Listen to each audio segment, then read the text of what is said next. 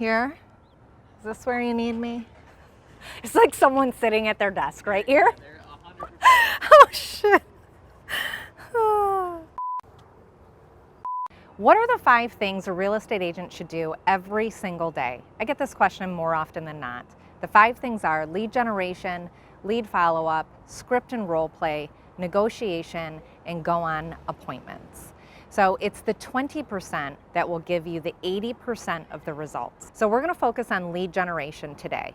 Lead generation does not need to be overcomplicated. I feel that a lot of the times the agents I'm speaking to are a little bit overwhelmed with where to start in the lead generation category. So once they've called all of their friends and family, what do they do now? And everyone seems to think you have to sit down and call through people you don't know and convince them that they should choose you as a realtor. And that is not what we're in the business of doing. So let's focus on what you can do that's a little bit warmer, a little bit more familiar, because it's things you do every day with your friends, your family, your coworkers. Do things like pop buys, okay? Pop buys are no different than you stopping by mom and dad's house, no different than stopping by your friend's house. Stop by anyone's home that you know and simply say, hey, I was in the area, because you are in the area. You're selling real estate in this area.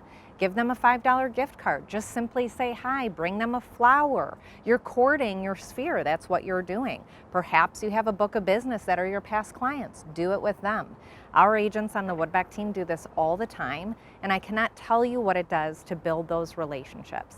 Because let's face it, we're in a people business. If you can't nail how to do and become a great relationship builder, this is not the business for you. Other things you can do are open houses. Do them every single week.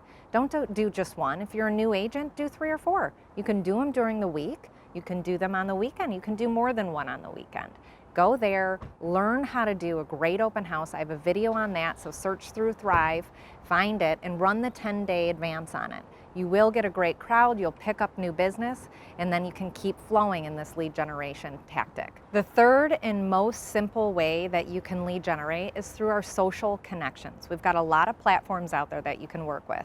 LinkedIn, Facebook, Instagram, Twitter, Snapchat, whatever platform you're on, use it to your best ability. Do not hide behind it as a private platform. It is not. You're no longer in the privacy game. You're a public figure, right? You're out there saying, hello, I'm a realtor, I'm open for business, yet you're not using these massive platforms to connect with people. Start messaging friends on there, friends of friends that you have connections with. Social media tells you what people are about and want to be known for. Find a common ground and go that route to build a relationship.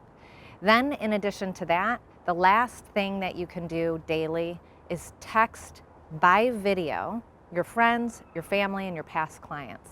You simply do a quick video. Hey, it's Jess here, just checking in. I don't know about you, but I'm loving this day. What are you up to?